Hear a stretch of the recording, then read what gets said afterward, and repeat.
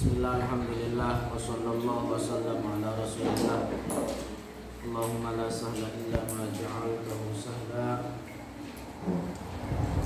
wa anta taj'alul hazna idza syi'ta sahla. Allahumma 'allimna ma yanfa'una wanfa'na bima 'allamtana zidna 'ilma wa na'udzu bika min hali ahli an-nar. Allahumma rizqna al-ikhlas wa niyyati wal qawli wal 'amal wal 'amali lillahi ta'ala.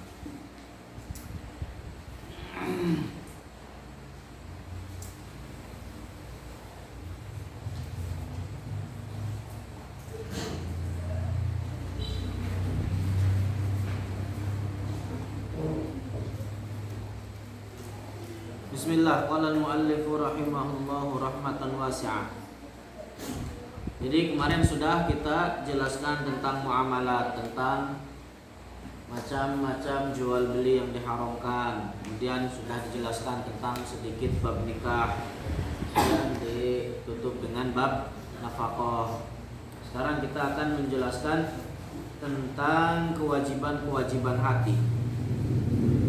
Kewajiban-kewajiban hati yang diwajibkan atas setiap individu mukallaf dari perbuatan hati. Kenapa di sini pengarang memulai dengan penjelasan kewajiban hati, dimulai dengan pembahasan yang berkaitan dengan hati?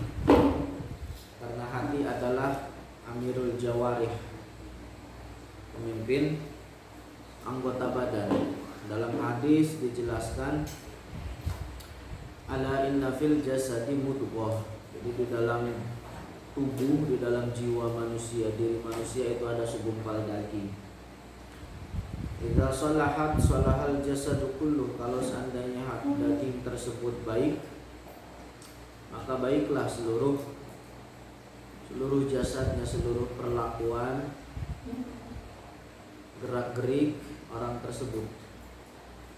Wa idza fasadal jasadu kullu. Dan ketika hati seseorang rusak, maka rusaklah setiap perbuatan dan gerak-gerik seseorang. Nah, maka disinilah mu'allif menjelaskan terlebih dahulu tentang kewajiban hati. Minal wajibatil qalbiyah, di antara kewajiban-kewajiban hati adalah al-imanu billah, itu beriman terhadap Allah. Wa bima jaa'a 'anillah, dan setiap segala sesuatu yang datang dari Allah. Artinya meyakini secara pasti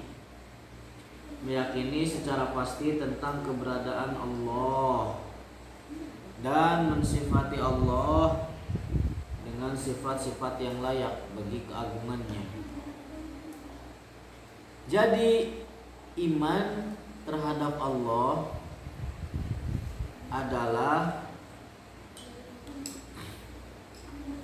pokok kewajiban. Iman terhadap Allah adalah merupakan pokok kewajiban. Seseorang tidak dihukumi muslim, tidak dihukumi sebagai mukmin kecuali dengan mensucikan Allah dari menyerupai makhluk.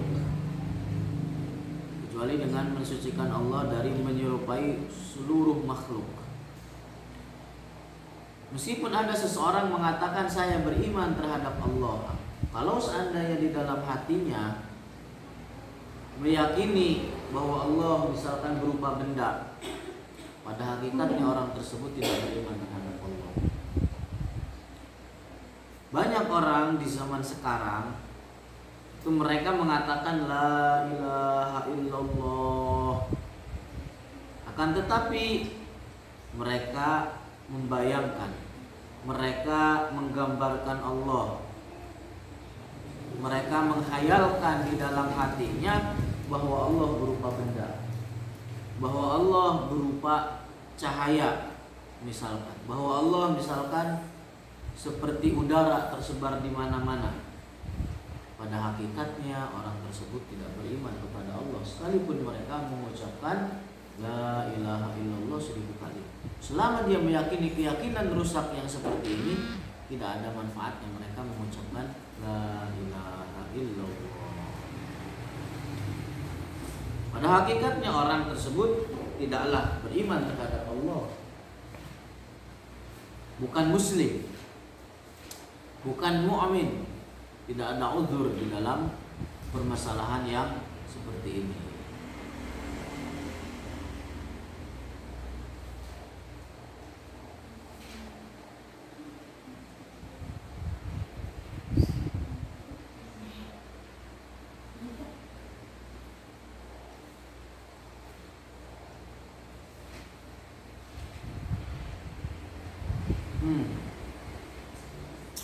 Terus wal imanu bi Rasulillah, kemudian beriman terhadap Rasulullah.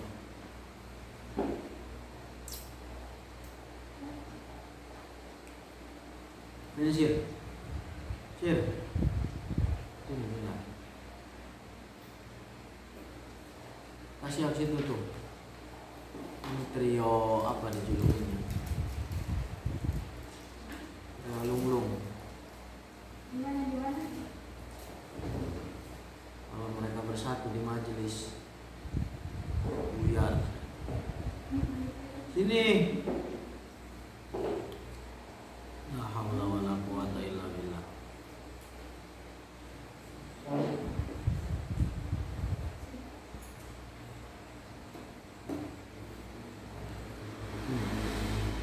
Awas besok nempel bertiga lagi.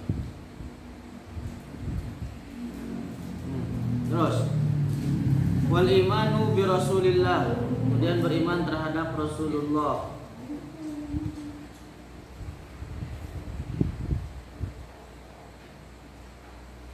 Dan setiap wa bima jaa an Rasulillah sallallahu alaihi wasallam, dan segala sesuatu yang datang dari Rasulullah sallallahu alaihi wasallam.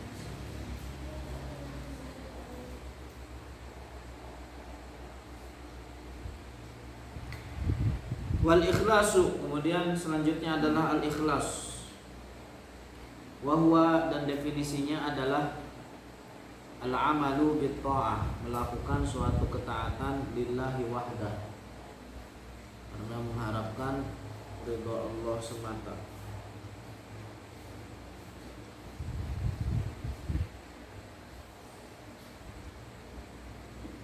Artinya apa? Menjernihkan niatnya, membersihkan niatnya dari bertujuan ketika melakukan amal soleh untuk mendapat pujian dari manusia, atau agar manusia misalkan memandang dirinya dengan pandangan terhormat. Itu kebalikan dari ikhlas adalah perbuatan riya. Artinya apa? Jadi ikhlas melakukan amal baik karena mengharapkan ridho Allah semata, bukan tujuan mengharapkan pujian manusia. Dalam Al-Quran dijelaskan faman kana yarju liqa'a rabbih wal ya'mal 'amalan shalihan wa la yusyrik bi 'ibadati rabbih ahada. Dalam ayat ini menjelaskan faman kana yarju liqa'a rabbih, orang yang beriman terhadap al-hisab. Mana liqa di dalam Al-Quran, misalkan ketika dijelaskan di dalam bahasa Arab, ketika terdapat di dalam Al-Quran atau dalam hadis kata liqa Allah misalkan, maka maknanya salah satu dari tiga. Ada kalanya maknanya al-maut, ada kala maknanya al-hisab, ada kala maknanya ru'yatullah. Seperti perkataan Abu Hanifah gimana?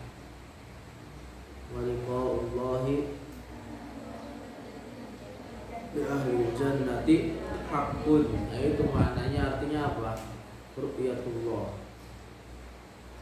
bahwa penduduk surga mereka akan melihat terhadap Allah tanpa disifati dengan sifat makhluk, dan Allah ada tanpa tempat.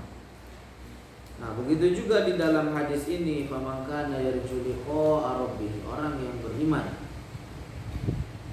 terhadap adanya hisab, apa, falyamal amalan sholih, hendaknya dia melakukan amal sholih.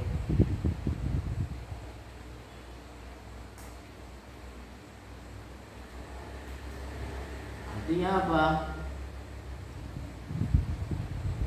Dalam secara tidak langsung ayat ini menjelaskan larangan berbuat riya. Larangan berbuat riya. Dalam hadis dijelaskan bahwa riya adalah syirkul asghar, syirik yang kecil. Artinya apa? Bahwa riya adalah perbuatan dosa besar. Bukan artinya mengeluarkan seseorang dari agama Islam. Maksud dari syirkul asghar di dalam hadis tadi, ar-riya'u syirkul asghar, bukan artinya orang yang terjatuh dalam riya keluar dari agama Islam, tidak, tetapi maknanya terjatuh ke dalam perbuatan dosa besar.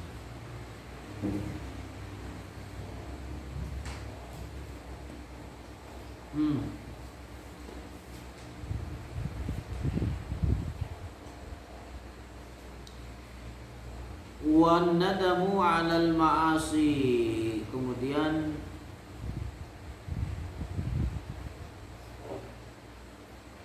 menyesali atas perbuatan maksiat.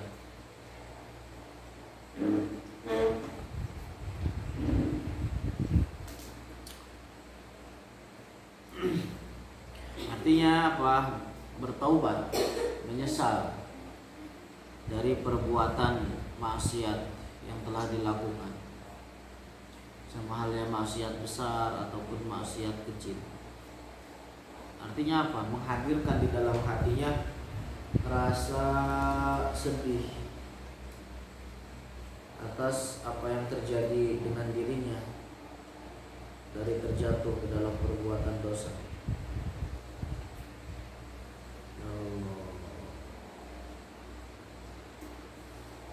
Penyesalan ini, penyesalan ketika orang terjatuh ke dalam maksiat itu harus dihadirkan. Artinya penyesalan dihadirkan karena dia telah terjatuh ke dalam perbuatan maksiat kepada Allah. Bukan artinya penyesalan tersebut dia datangkan karena sebab ketahuan orang lain perbuatan maksiatnya. Misalkan orang maling, ketahuan sama temennya atau ketahuan sama tetangganya, nyesel, aduh nyesel, ngapain tadi maling, kan jadi ketahuan. Nah, nyeselnya bukan karena itu. Ini berarti orang tersebut nyesel karena nyeselnya apa? Ketahuan orang lain.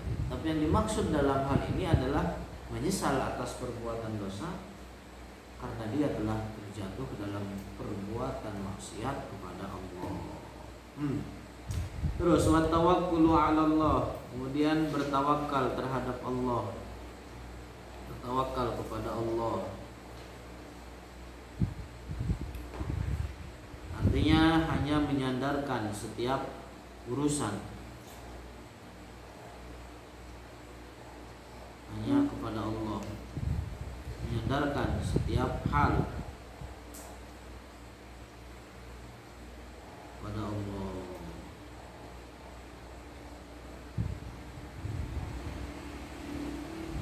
Wa 'ala Allahi falyatawakkalul mu'minun.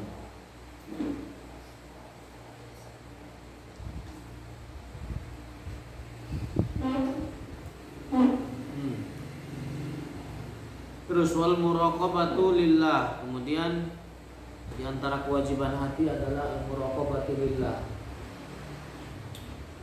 Artinya apa? Muraqabah itu, muraqabah artinya menghadirkan, terus senantiasa menghadirkan di dalam hati kita rasa takut terhadap Allah.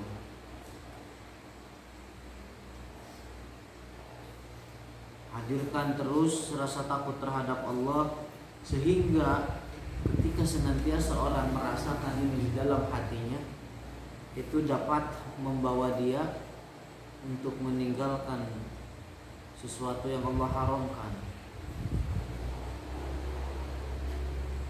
dapat menolong dia, dapat membantu dia menjalankan sesuatu yang Allah wajibkan.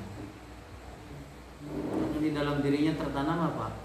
Rasa takut terhadap Allah.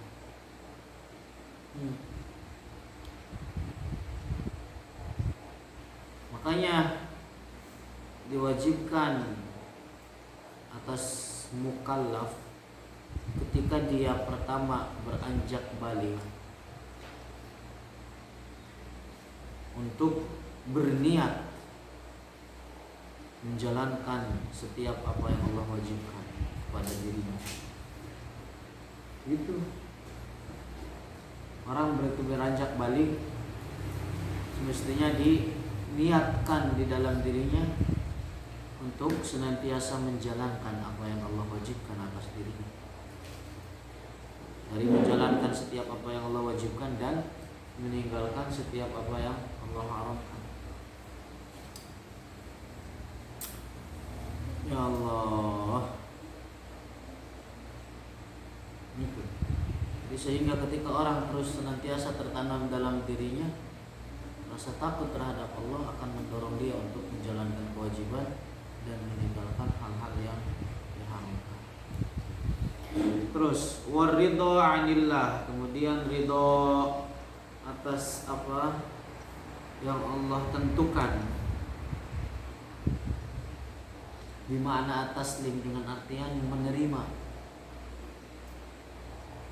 Dengan artian menerima, wa tarkil i'tirad, dan meninggalkan dari membangkang. Artinya tidak membangkang, tidak berontak.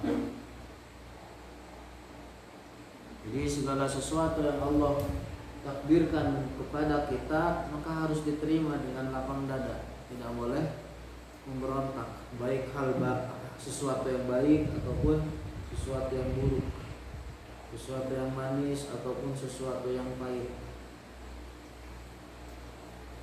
sesuatu yang senang ataupun sesuatu yang sedih, sesuatu yang sehat, sesuatu ataupun sesuatu yang menyakitkan.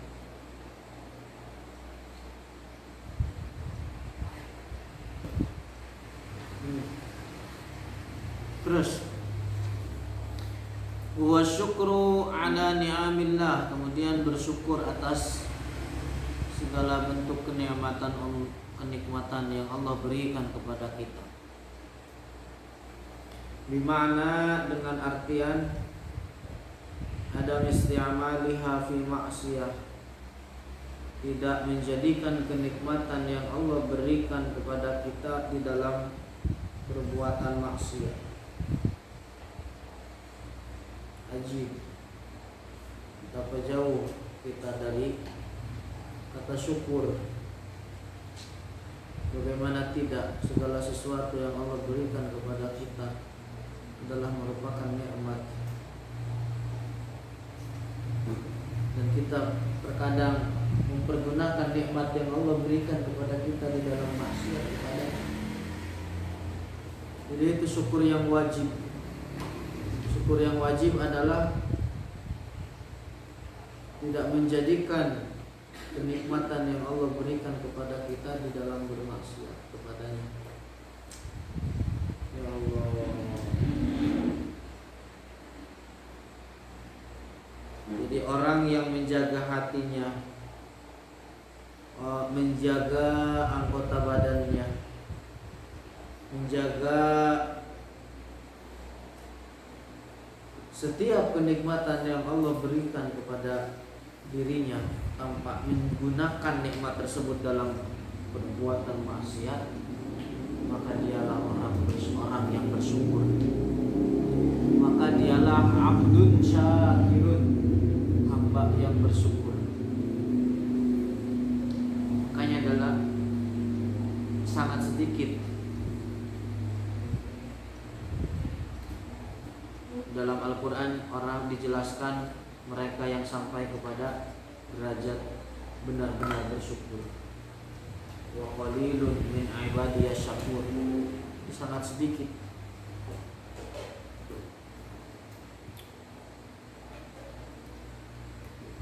Itu syukur yang wajib. Adapun syukur yang sunnah seperti memuji kepada Allah, mengucapkan alhamdulillah, itu adalah contoh, merupakan dari bentuk syukur yang sunnah.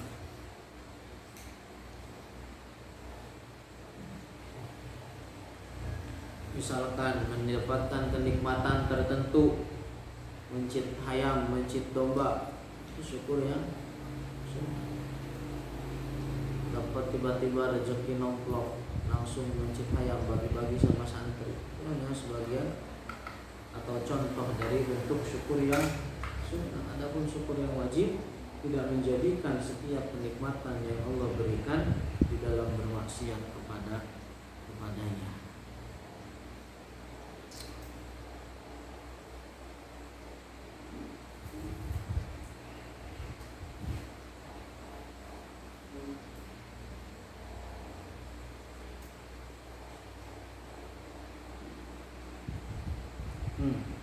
Wasabru ala adai ma aujaballah. Jadi sebenarnya muslim mukmin itu apa ya? Keadaannya itu sangat luar biasa. Sangat luar biasa. Ketika diberikan nikmat misalkan, kemudian dia bersyukur. Ketika diberikan musibah, kemudian dia bersabar.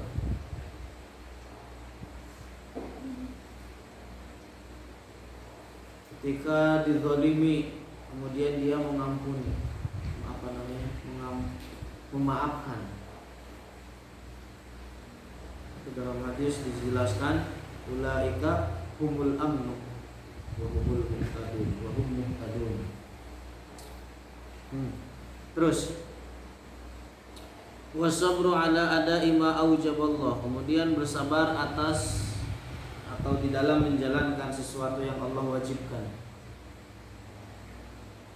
Jadi sabar menundukkan hawa nafsu di dalam menjalankan kewajiban.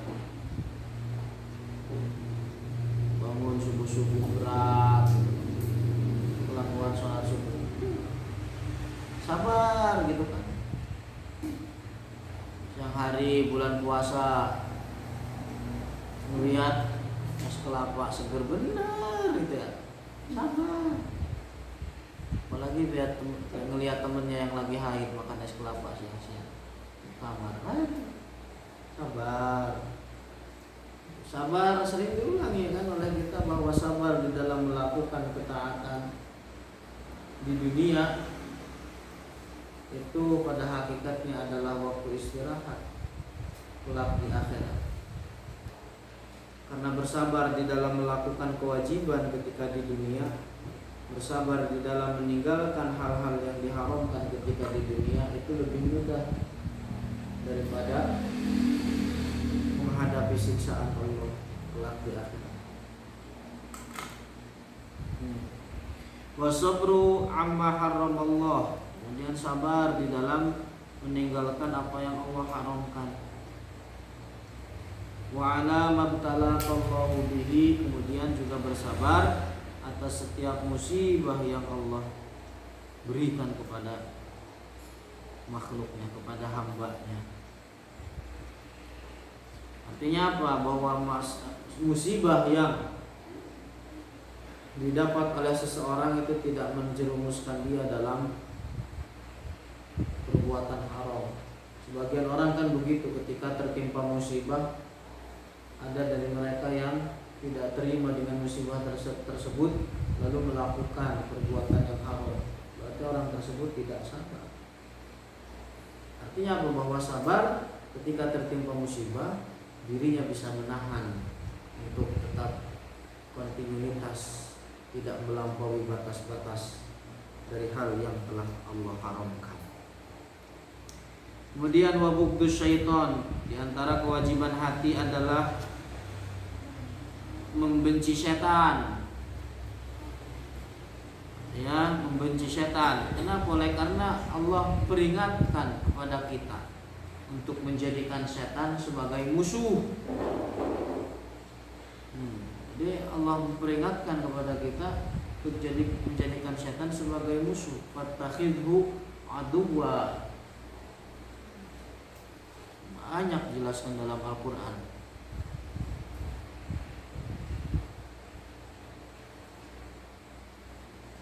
Jadi setan itu adalah orang kafir dari bangsa jin, gitu. Kafirnya jin, gitu.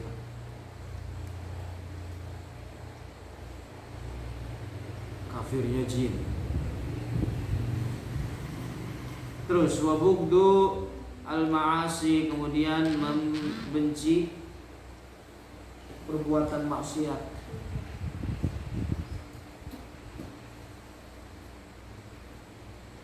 Artinya apa? Membenci perbuatan maksiat oleh karena Allah mengharamkan perbuatan maksiat atas orang-orang mukallaf. Maka wajib bagi kita untuk membenci kemaksiatan, mengingkari di dalam hati. Wa mahabbatullah, dan mencintai kepada Allah. Wa mahabbatu kalamihi, dan mencintai kalam Allah, Al-Quran. Wa rasulihi, dan rasulnya Allah Muhammad. Was sahabati, kemudian para sahabat. Wal ali, dan keluarganya Rasulullah. Was solihin, dan orang-orang saleh. Jadi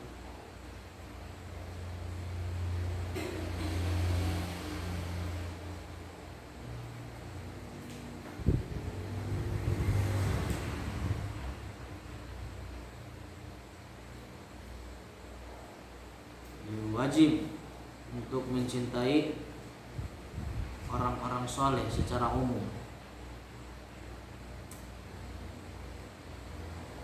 Secara umum.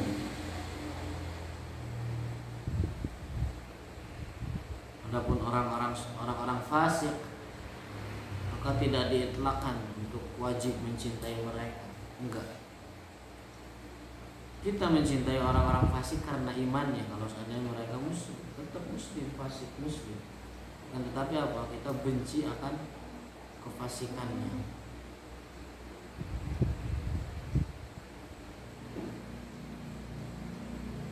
Bukan artinya mencintai orang-orang soleh itu wajib mencintai di dalam hati, menghadirkan si fulan dan si fulan dan si fulan dan si fulan dan si fulan. Enggak. Tapi apa tadi secara umum.